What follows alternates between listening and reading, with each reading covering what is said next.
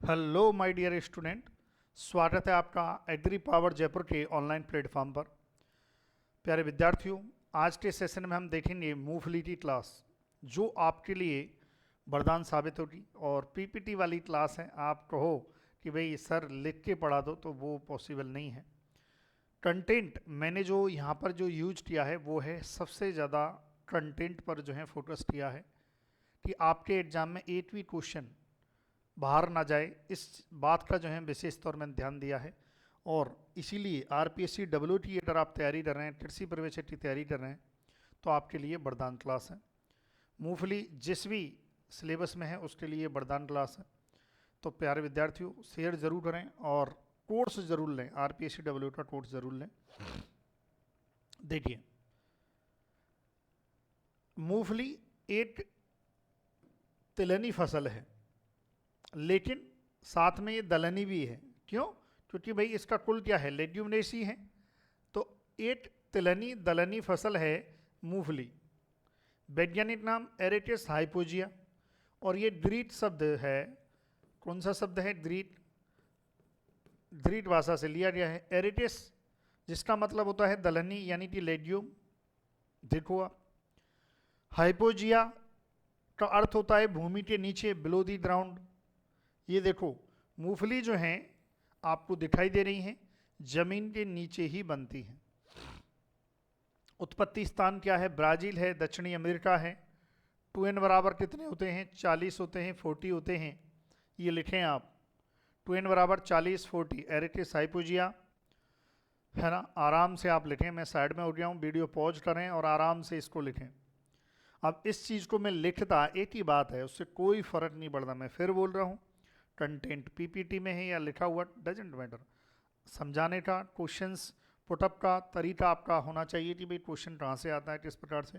तो ये टोटल के टोटल एक एक लाइन से जो है क्वेश्चन बना हुआ है, और क्वेश्चन आ भी चुका है। तो हर एक लाइन एक इंपॉर्टेंट लाइन है ना। 2n बराबर जो है 40 आप लिख लें, फिर इसको हटा दिया जाएगा। ये लो, 2n बराबर 40 लिख लें। क्लियर है? चलिए, अब और देखते हैं इसके बारे में। थोड़ा सा और परिचय की बात कर लें इसके बारे में। तो देखिए, भारत में मूंगफली का परिचय 16वीं शताब्दी के प्रारंभ में पुर्तगाली जेउस जो है पादरियों द्वारा कराया गया था। हालांकि इससे कभी क्वेश्चन नहीं आया, जस्ट आप लिख लो, क्योंकि आजकल आरपीएससी कुछ भी पूछ रही है, ये ध्यान रखें। सामान्य नेम, कॉमन नेम क्या है? कॉमन नेम है पीनट, अर्थनट, मनकी नट, मनीला नट और मूंगफली। बोले सर कंटेंट कहाँ से लिया है? तो बता दूं मैं, कंटेंट है इस बुक का, है ना। ये देखो, राजेंद्र प्रसाद की ये field crop production commercial crop volume second, doctor Rajendra Prasad ICR, है ना। इसका है, कुछ अदर बुक्स का भी है। तो जो बेस्ट कॉम्बिनेशन से मैंने आपको बनाया है। क्लियर है? फिर और देखिए, ये लिखें आप कि भारत में सबसे पहले तो आप लिखें परिचय। परिचय के बाद पहली लाइन आप ये लिखें कि भारत में मूंगफली का परिचय 16वीं शताब्दी के प्रारंभ में पुर्तगाली जेउस पादरियों द्वारा कराया गया था। फिर उसके बाद आप ये लिखें सामान्य नाम क्या क्या हैं इसके, सामान्य नाम और डैश करके लिखें पीनट, अर्थनट, मनकी नट, मनीला नट और मूंगफली। क्लियर है? फिर उसके बाद जो है देखिए, यहाँ पर ये लाइन दी हुई है, मूंगफली को अनप्रिडिक्टेबल लेग्यूम कहा जाता है ना। अप्रत्याशित, अनप्रिडिक्टेबल, है ना। क्या है? अनप्रिडिक्टेबल। तो वही, यानी कि हम अनुमान नहीं लगा सकते हैं कि क्या होगा। किस चीज़ का अनुमान? उत्पादन का भाई, क्योंकि मूंगफली जमीन के अंदर होती है। मूंगफली कहाँ होती है? जमीन के अंदर। तो जमीन के अंदर किस प्रकार की मूंगफली का बनी है, प्रॉपर वे में बनी है, नहीं बनी है, अब ये तो भाई ज़मीन खोदेंगे तभी पता चलेगा, हार्वेस्टिंग करेंगे। तो इसलिए ये अनप्रेडिक्टेबल जो है लेग्यूम है। क्वेश्चन आ जाए कि अप्रत्याशित दलहनी फसल या अनप्रेडिक्टेबल जो है लेग्यूम है, तो बताइए। अब देखो क्यों है वो भी देखो, क्योंकि इसके फल जो पौड़ होते हैं भूमि के अंदर धनात्मक भू अनुवर्तन यानी कि पॉजिटिवली जियोट्रॉपिक, वेरी इंपॉर्टेंट है। पॉजिटिवली जियोट्रॉपिक का मतलब होता है भूमि के अंदर प्रवेश करना, जियोट्रॉपिक। जियोट्रॉपिक मतलब भूमि की तरफ, है ना, भूमि की दिशा में कोई चीज़ का वृद्धि करना, वो जियोट्रॉपिक है। पॉजिटिवली मतलब भूमि की तरफ। तो देखिए आप, ये है प्यारे विद्यार्थियों, ये देखो पॉजिटिवली जियोट्रॉपिक यानी कि भूमि में वृद्धि, पौध भूमि के अंदर बनता है। क्लियर है? तो क्वेश्चन आ जाए कि भाई मूंगफली क्या है, पॉजिटिवली या नेगेटिव जियोट्रॉपिक? तो पॉजिटिव है भाई। इसलिए कटाई से पहले उत्पादन का सही अनुमान लगाना कठिन होता है। साथ ही इसकी उपज पर्यावरणीय परिस्थितियों से बहुत प्रभावित होती है। क्लियर है लाडलो? तो ये याद रखें। चलिए ये लिखें आप, आपको ये लिखना है, फिर ये लिखना है, फिर इसके बाद ये लिखना है। ठीक है? बाकी समझाने के लिए यहाँ पर ये डायग्राम है कि किस प्रकार से मूंगफली पॉजिटिवली जियोट्रॉपिक होती है, पौध भूमि के अंदर बनता है। क्लियर है भाई यहाँ तक? चलिए, यदि क्लास पसंद आ रही है तो लाइक जरूर करना है भाई। अगला है, चलिए अब कुछ इसकी मुख्य विशेषताएं, की पॉइंट की बात करेंगे जहाँ से क्वेश्चन आते हैं। भाई मूंगफली क्या है? डे न्यूट्रल है, दिवस निष्प्रभावी होती है। यानी कि प्यारे विद्यार्थियों, तापमान की अवधि का, ड्यूरेशन का पुष्पन पर, फ्लावरिंग पर कोई भी प्रभाव नहीं पड़ता है, तो इसलिए डे न्यूट्रल होती है। सेल्फ पॉलिनेटेड होती है, स्वपरागित। आप देखिए स्वपरागित होती है, परागण ऊपर ही होता है, फिर बाद में मैं आपको बताऊंगा कि डायनोफोर बनती है जो कि जमीन के नीचे जाती है। C3 पौधा है, इसका मतलब है कैल्विन साइकिल, प्लांट फिजियोलॉजी में आपने पढ़ा होगा। C3 साइकिल वो इसमें चलती है, इसलिए C3 पौधा बोला गया है। फिर उसके बाद जो है और देखते हैं, भारत में कुल तिलहनी फसलों के क्षेत्रफल का लगभग 20% तथा उत्पादन का 25% मूंगफली से प्राप्त होता है। बेसिक बात है, उत्तर पश्चिम भारत की हल्की मिट्टियों में मूंगफली का प्रमुख कीट व्हाइट द्रव होता है। ये याद रखना है, ये क्वेश्चन जरूर एग्जाम में आया हुआ है, ये याद रखें। ये क्वेश्चन बहुत बार एग्जाम में आया हुआ है कि इसका जो मुख्य कीट है, इंसेक्ट है, वो क्या है।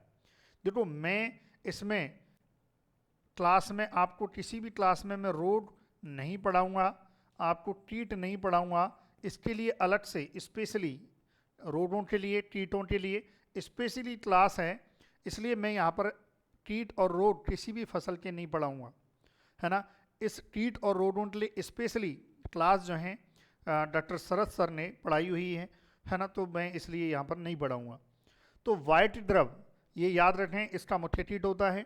इसके अलावा प्यारे विद्यार्थियों, भारत में मूंगफली को तिलहनी फसलों का राजा कहा जाता है। सीड जो होता है, इसका जो बीज होता है वो टर्नेल कहलाता है। ये याद रखें, वेरी वेरी इंपॉर्टेंट। सब कुछ देखो, यहाँ से भी क्वेश्चन आया है, यहाँ से क्वेश्चन आया है, यहाँ से क्वेश्चन आया है, और ये तीनों के तीनों क्वेश्चन आए हुए हैं, है ना। और सबसे ज़्यादा उत्पादन जो है किस तिलहनी फसल का होता है पूछा जाए तो भाई मूंगफली है। कौन सी है? मूंगफली है। क्लियर है? चलो नोट करें आप, फिर आगे बढ़ते हैं। कर लिया भाई? चलो मैं कह रहा हूँ आपको कंटेंट बनाने में मज़ा आएगा, है ना। और देखिए यहाँ पर देखिए, और इसका पोषण वैल्यू कि भाई मूंगफली में क्या होता है, पोषण वैल्यू इसकी क्या होती है, उस पर थोड़ी सी चर्चा कर ली जाए। जैसे देखो एक क्वेश्चन आता है कि भाई मूंगफली में तेल की मात्रा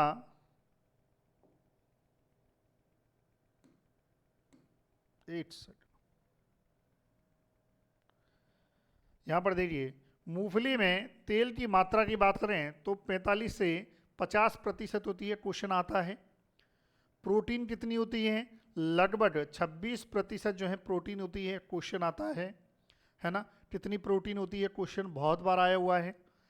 विटामिन बी और ई अच्छा स्रोत है, यहाँ से तो नहीं बना है पर फिर भी लिख लेना आप। ये हैंड पिक्ड सिलेक्शन है ना, यानी कि हाथों से मूंगफली को चुनना, हैंड पिक्ड सिलेक्शन, है ना। तो ये क्या है, जब एक्सपोर्ट किया जाता है, एक्सपोर्ट, है ना। तो एक्सपोर्ट जो है बहुत हैंड पिक्ड जो है सिलेक्शन करके एक्सपोर्ट किया जाता है। कई फर्म हैं जो एक्सपोर्ट करती हैं। इससे क्या होता है प्यारे विद्यार्थियों, वैल्यूज, मूल्य, प्राइस अधिक मिलता है इंटरनेशनल लेवल पर, है ना। तो इसलिए जो है यहाँ पर एक्सपोर्ट करते हैं तब हम हैंड पिक्ड सिलेक्शन करते हैं, ये याद रखें। हालांकि क्वेश्चन यहाँ से नहीं आता है, ये ऊर्जामान से भी नहीं आया है, लेकिन अब आजकल आरपीएससी कुछ भी पूछ लेती है। आरपीएससी ने पैटर्न चेंज कर दिया है, तो भाई किस्मत है, क्या पता पूछ ले। तो लिख तो लेना ही कि 100 ग्राम मूंगफली का ऊर्जामान जो है 567 कैलोरी ऊर्जा प्राप्त होती है, ये लिख लेना भाई। भारत में उत्पादित मूंगफली का लगभग 80% भाग तेल निकालने में उपयोग किया जाता है। यानी कि जितनी मूंगफली का उत्पादन भारत में होता है उसमें से 80% तेल निकालते हैं और बाकी हम खाते ही रहते हैं, ट्रेनों में जाते हैं, बसों में जाते हैं, है कि नहीं, बढ़िया आराम से। बोले सर अब यहाँ पर क्वेश्चन क्या बना है, तो यहाँ पर 2 ही क्वेश्चन बने हैं अभी तक, तो प्रोटीन और ये। बाकी आरपीएससी का मूड है, बना दे तो बना दे। आजकल जो है पैटर्न चेंज कर दिया है आरपीएससी ने, कुछ भी पूछ लेती है। तो कुछ भी पूछ लेती है तो हम भी थोड़ा बहुत कुछ भी पढ़ा देंगे, तो वो ज़रूरी है ना। कहीं आप सोचो सर ये कुछ भी पढ़ा रहे हो, तो आजकल आरपीएससी कुछ भी पूछती है तो हम भी थोड़ा सा कुछ भी पढ़ा रहे हैं। तो इसको आप अदरवाइज मत लेना, पढ़ना बस, है ना। दिमाग ज़्यादा लगाना मत, पढ़ाई पे लगाना बस, बजा कंटेंट पे। कंटेंट में भरोसा कर लेना, मैं फिर कह रहा हूँ कंटेंट के मामले में आप भरोसा कर सकते हैं। क्लियर है, चलो आगे बढ़ते हैं।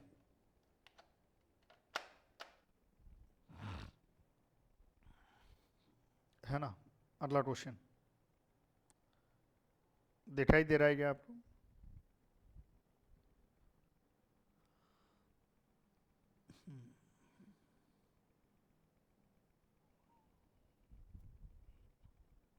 चलो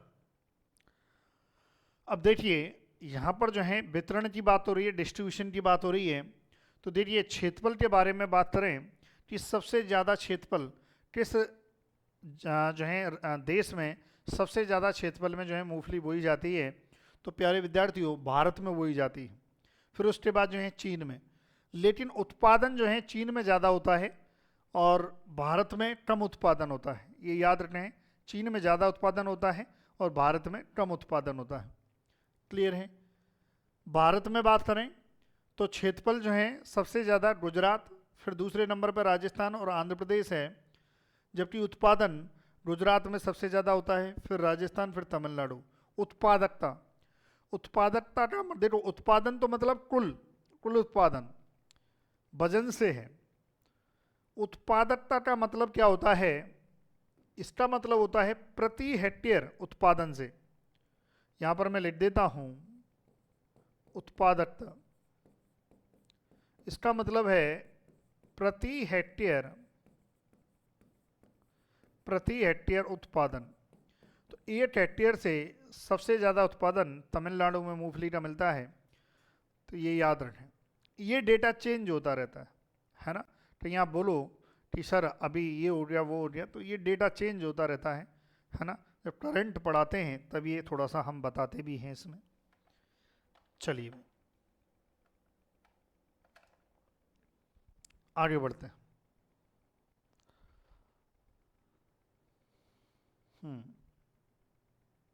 लिख लिया, बहुत बहुत इजी है, ज़्यादा मामला टफ नहीं है। ये हमारा साइटेड सीएतकारी का कोर्स है और जो कि प्यारे विद्यार्थियों रिकॉर्डेड फॉर्म में है, हिंदी माध्यम अंग्रेजी शब्दावली के साथ है। मात्र 2500 रुपये में हमारा कोर्स है। कोर्स खरीदने के लिए agri power Jaipur coaching app download करें और हेल्पलाइन नंबर यहाँ पर आपको दिख रहा है 8824081104। कोई भी क्वेरी चाहिए, बेस्ट कंटेंट बेस्ट क्वालिटी चाहिए तो आप आ जाना। और आपको पता ही है वर्तमान में राजस्थान सरकार में कृषि अधिकारी एग्रीकल्चर ऑफिसर के पद पर मैं कार्यरत हूँ।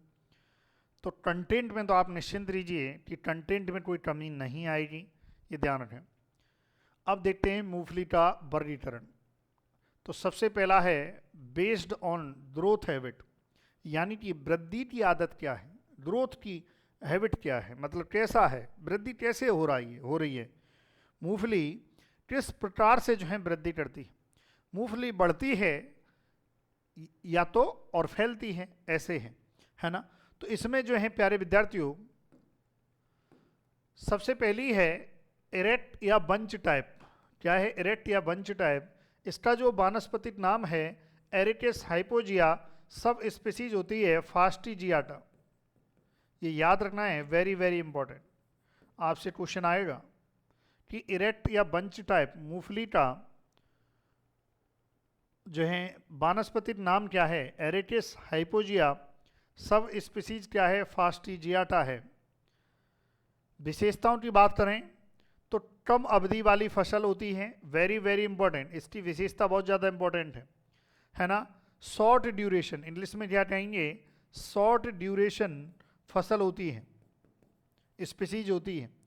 शीघ्र पकने वाली, यानी कि बहुत जल्दी जो है ये पक जाती है, मैच्योरिटी जो है जल्दी आ जाती है ना, ये ध्यान रखें। डोरमेंसी नहीं होती है, वेरी इंपॉर्टेंट।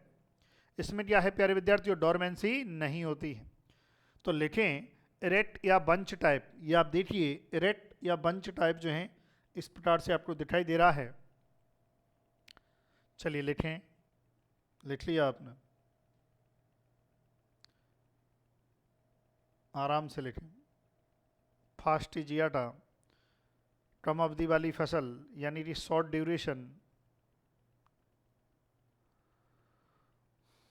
चलिए वीडियो को पॉज कर लिया करें आप, है ना, वीडियो भले रोक सकते हैं आप। ये क्वालिटी को लेकर थोड़ा सा मेरा, एक मिनट ये बंद करके देखते हैं इसमें क्या आ रहा है। हाँ ये थोड़ा सा क्वालिटी मुझे सही लग रहा है। चलिए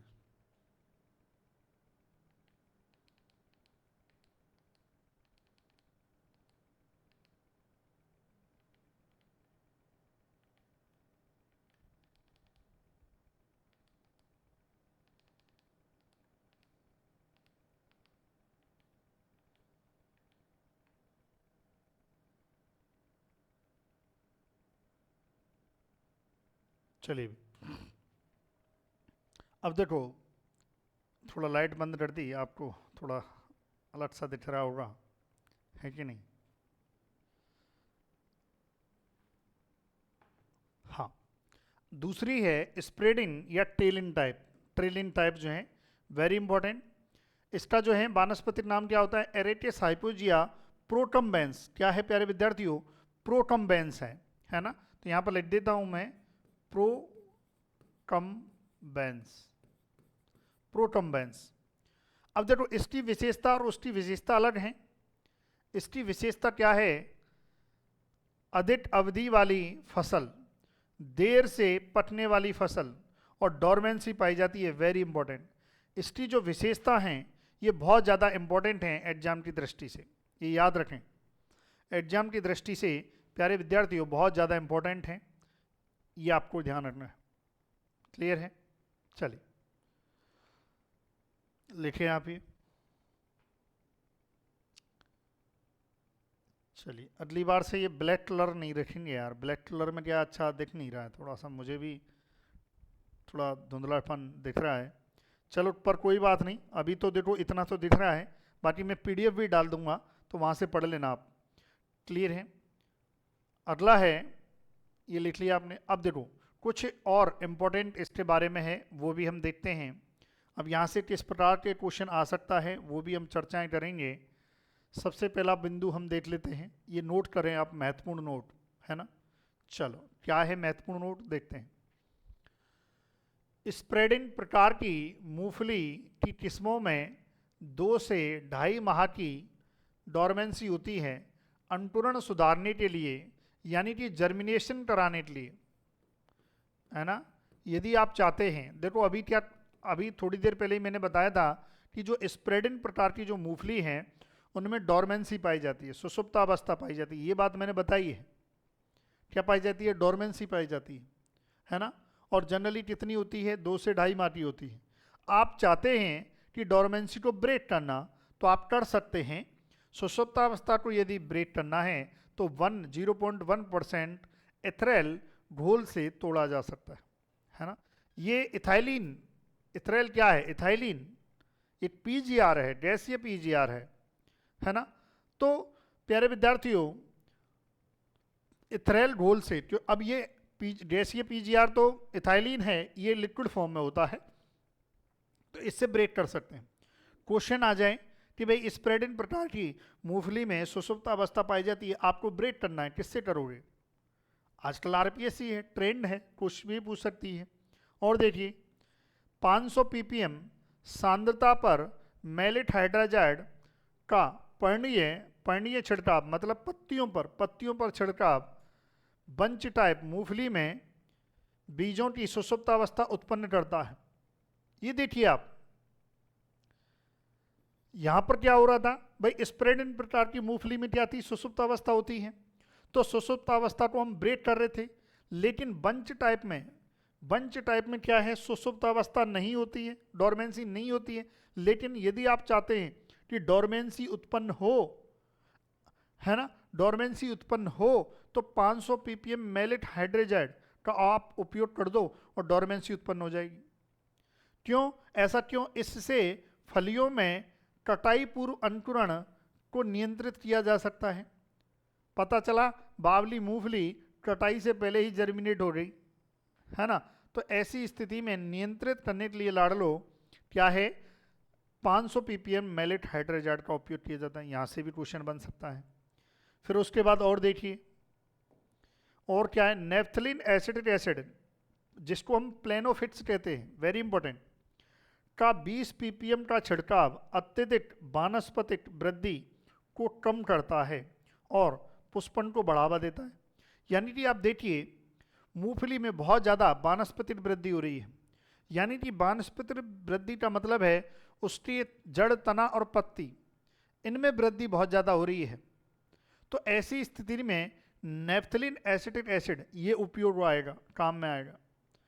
इसकी 20 ppm सांद्रता का आप छिड़काव करो तो जो वेजिटेटिव वृद्धि है, वानस्पतिक जो वृद्धि है, वो क्या होगी, कम हो जाएगी, जड़, तना, पत्ती की कम हो जाएगी। लेकिन फ्लावरिन को बढ़ाता है, पुष्पन फ्लावरिन को बढ़ाता है नेफ्थलीन एसिटिक एसिड, किसमें, मूंगफली में। इसके परिणाम स्वरूप प्रति पौधा अधिक प्रभावी फलियां, इफेक्टिव पॉड्स बनती हैं और उपज में वृद्धि होती है।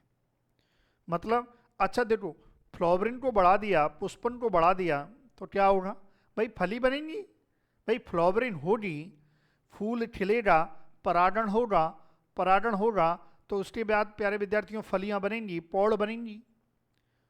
और आप चाहते हो कि ज़्यादा बने तो ज़्यादा फ्लावरिन करवानी पड़ेगी, और ज़्यादा फ्लावरिन यदि आप करवाते हैं तो नेफ्थलीन एसिटिक एसिड यानी कि प्लेनोफिट्स का आप उपयोग कर दो। लिखो आप ये, फिर आगे बढ़ते हैं। चलो, उम्मीद है आपको दिखाई दे रहा होगा। चलिए आगे बढ़ते हैं, और आ जाइए। चलिए भाई,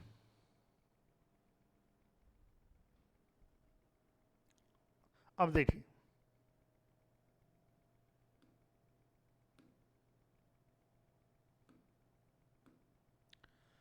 ब्रांच इन पैटर्न के आधार पर हमारा क्लासिफिकेशन चल रहा था। तो देखिए ब्रांच इन पैटर्न, एक ब्रांच इन पैटर्न होता है अल्टरनेट बियरिंग, वैकल्पिक शाखाकरण, एक छोड़ के एक छोड़ के, मतलब वैकल्पिक, है ना। ये देखो वैकल्पिक, यहाँ है, तो ये होता है वैकल्पिक, है ना। शाखा छोड़कर जो है शाखाकरण होता है। एक होता है सिक्वेंशियल, सिक्वेंशियल मतलब सिक्वेंस से पूरा, जैसे देखो यहाँ पर देखो, यहाँ पर इधर भी है और इधर भी है, ऐसे यहाँ पर भी ऐसे होता है ना। हालांकि इसमें इमेज थोड़ा सही नहीं दी है, तो ये याद रखना है। सिक्वेंशियल ब्रांचिंग तो याद रखना है, ट्रिमिट, लगातार ब्रांच आपको देखने को मिलेंगी। वैकल्पिक ब्रांचिंग मतलब थोड़ा सा अल्टरनेट फॉर्म में आपको देखने को मिलेंगी। ये देखो, मुख्य तने पर शाखाएं एक के बाद एक बारी बारी से निकलती हैं। मुख्य तने पर शाखाएं क्रमवार निकलती हैं, है ना, ये याद रखना है।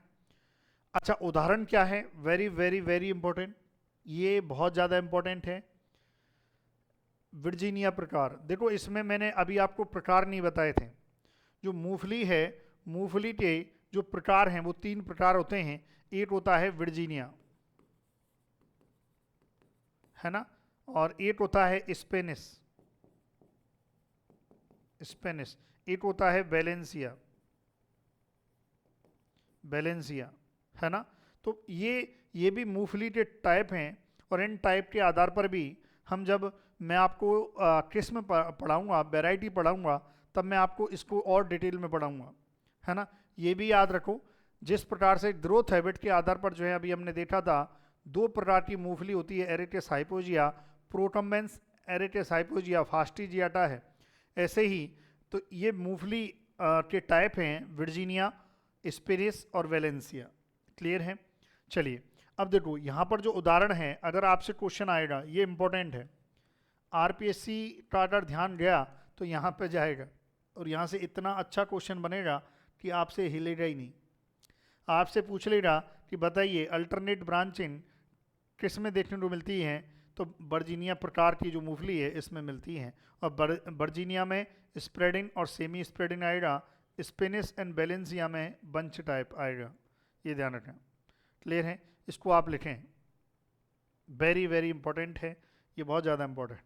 क्वेश्चन आया तो आप नहीं कर पाओगे, ये गारंटी है, लिखो आप।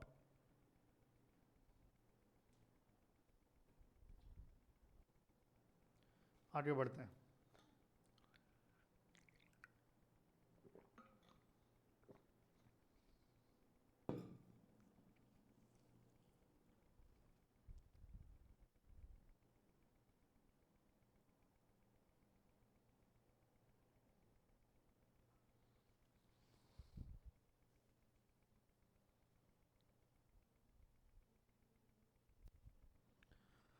चलो भाई,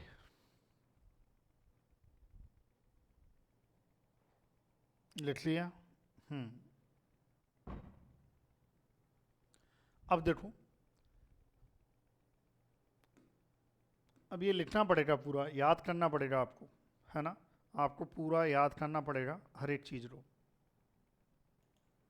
चलिए अब देखो, ये अच्छा, ये भी याद रखो इसमें कि जो हमने देखा, जो स्पेनिश है, बैलेंसिया है ना, बैलेंसिया है, स्पेनिश है और वर्जीनिया, ये क्या है, ये 3 जो हैं, ये मूंगफली के क्लासिफिकेशन किया गया है। मूंगफली का ब्रांचिंग पैटर्न, जो ब्रांचिंग पैटर्न है, ब्रांचिंग पैटर्न के आधार पर वर्गीकरण, ये याद रखना है। अगर आप कंफ्यूज हो रहे हैं तो थोड़ा सा याद रखें। जो मैंने आपको बताया है स्पेनिश, बैलेंसिया और वर्जीनिया, ये क्या है, जो ब्रांचिंग पैटर्न है, यानी कि शाखाकरण है ना, उसके आधार पर जो है, जो क्लासिफिकेशन है वो 3 में है, स्पेनिश, बैलेंसिया और वर्जीनिया। क्लियर है, जिसके बारे में नॉर्मल जो मैंने लास्ट क्लास में स्लाइड में बताया था। क्लियर है। चलिए अब ये बात याद रखें। अब आते हैं स्पेनिश समूह की मूंगफली में तेल की मात्रा सबसे अधिक होती है। ये तीनों में यदि बात करें, स्पेनिश, बैलेंसिया और वर्जीनिया, तीनों में यदि बात करें लाड लो, तो याद रखना है तेल की मात्रा जो है सबसे ज़्यादा किस में होती है, स्पेनिश में होती है। अब ये याद रखना है, क्वेश्चन आया तो हवा खराब हो जाएगी, है ना, क्योंकि आप जनरली क्या पढ़ते हो, वही जो है ग्रोथ हैबिट के आधार पर, जबकि क्लासिफिकेशन इसके आधार पर जो है ब्रांचिंग पैटर्न के आधार पर भी अलग होता है। तो याद रखना है स्पेनिश तेल की मात्रा अधिक, बैलेंसिया समूह में प्रोटीन और ओलेट अम्ल की मात्रा क्या होती है, अधिक होती है। Very important. मैं आपको जब अभी वैरायटी पढ़ाऊंगा, किस्म पढ़ाऊंगा, तब आपको समूह के अलग अलग वैरायटी पढ़ाऊंगा। स्पेनिश की अलग वैरायटी है, बैलेंसिया की अलग वैरायटी है। यदि मैं कहूँ कि बैलेंसिया समूह की वैरायटी है, तब आपके दिमाग में आना चाहिए यानी कि इसमें प्रोटीन की मात्रा और ऑलेट अम्ल की मात्रा अधिक होगी। जब मैं ये कहूँ कि स्पेनिश समूह की मूंगफली है ये, तो आपके दिमाग में आना चाहिए कि तेल की मात्रा बहुत ज़्यादा होगी। आप यदि मैं कहूँ कि वर्जीनिया रनर प्रकार की किस्म है, तो तेल में संतुलित फैटी अम्ल संरचना, बैलेंस्ड फैटी एसिड कंपोजिशन जो है अच्छा होना चाहिए। सबसे बेस्ट कंपोजिशन है किसमें? वर्जीनिया में। आ गया तीनों चीज़ों में। फिर मैं बोल रहा हूँ, यदि मैं कहूँ कि स्पेनिश समूह की मूंगफली, तो आपके दिमाग में आना चाहिए कि तेल की मात्रा ज़्यादा होगी। मैं कहूँ कि बैलेंसिया समूह की मूंगफली, तो आपके दिमाग में आना चाहिए कि प्रोटीन और ऑलिक अम्ल ज़्यादा होगा। मैं कहूँ कि वर्जीनिया रनर प्रकार की मूंगफली, तो आपके दिमाग में आना चाहिए कि यार इस मूंगफली की खासियत है बैलेंस फैटी एसिड कंपोजिशन। ये दिमाग में आना चाहिए, वेरी वेरी इंपॉर्टेंट लगा लेना।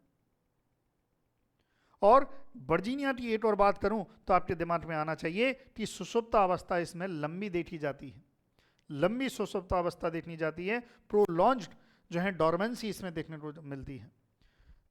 ठीक है, अब इससे मैं क्वेश्चन भी पूछूंगा आपसे, है ना, आपको एप्लीकेशन में एग्री पावर जयपुर एप्लीकेशन में मैं क्वेश्चन भी पूछूंगा, है ना, तब याद होना चाहिए कि स्पेनिश समूह की बात करूं तो तेल की मात्रा, बैलेंसिया की बात करूं तो प्रोटीन ऑलिक अम्ल की मात्रा, वर्जीनिया की बात करूं तो बैलेंस फैटी एसिड कंपोजिशन की मात्रा, और लंबी सुषुप्त अवस्था। याद हो गया होगा, 5 बार तो मैंने रिपीट कर दिया, अभी भी याद नहीं हुआ तो भाई साहब मैं तो क्या कहूँ। चलो आ जाओ, अगला क्वेश्चन पर बढ़ते हैं। ये आ गई प्रमुख किस्में। यहाँ से क्वेश्चन 100% आता है और आएगा भी, है ना। इसमें देख लेते हैं भाई प्रमुख किस्मों के बारे में। C501 भारत की पहली क्या है लाड लो, भारत की पहली संकर मूंगफली किस्म जिसे 1961 में विकसित किया गया था, वेरी इंपॉर्टेंट। अधिक ऑलिक अम्ल वाली किस्में, यदि मैं कह रहा हूं कि अधिक ऑलिक अम्ल वाली किस्में हैं, तो आप सोचिए कौन से प्रकार की होगी? गिरनार 4 और Girnar 5। High oleic acid, last slide में मैंने आपको बता दिया। स्पेनिश या वंश प्रकार, इसकी जो है JK24, AK265, Vasundhara, GG7, Girnar और RG41। याद रखना, एक एक वैरायटी। बैलेंसिया प्रकार वैरायटी गंगापुरी TMB11, याद रखना। वर्जीनिया बंच प्रकार, ये देखो यहाँ पर आना चाहिए, वर्जीनिया बंच, स्पेनिश बंच, ये याद रखें। वर्जीनिया बंच में आप देखो TMB 10 है, मल्लिका है, कादरी है, गिरनार है, चित्रा है, कौशल है, HNG 10 है। आप क्या पढ़ते हो कि बंच प्रकार वैरायटी, है ना, स्प्रेडिंग प्रकार, सेमी स्प्रेडिंग। अब लेकिन अब समय बदल गया, अब आपको साथ में ये भी पढ़ना पड़ेगा Spanish bunch, Virginia bunch, Balenciaga, तभी कुछ काम होगा भाई। वर्जीनिया रनर प्रकार की वैरायटी उत्कर्ष, चंद्रा, सोमनाथ, M13 लिखो आप, है ना। चलिए भाई, ये पढ़ना होगा, आप पढ़ना पड़ेगा। चलिए आगे बढ़ते हैं, लिखो आप ही। बोलोगे सर बहुत ज़्यादा टफ, हाँ भाई बहुत ज़्यादा टफ कंपटीशन है, ऐसे हल्का फुल्का कंपटीशन नहीं है। अब RPSC और अधनस्थ बोर्ड अब ऐसे छोटे मोटे क्वेश्चन नहीं पूछती। अब ये हमारा कोर्स है साइटेड सेहत का, मात्र 2500 रुपये में है, आप ले सकते हैं। बेस्ट कंटेंट, हम तो कंटेंट पे काम करते हैं, सिलेक्शन भी कंटेंट कराता है, तो भैया लेना है तो आप ये लेना ही पड़ेगा। चलिए आगे बढ़ते हैं।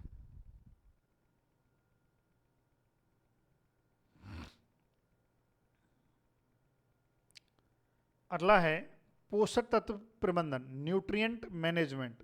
अब न्यूट्रिएंट मैनेजमेंट में चलो देख लेते हैं। मूंगफली में सामान्यतः बुवाई के 15 दिन बाद नोड्यूल्स बननी शुरू हो जाती हैं।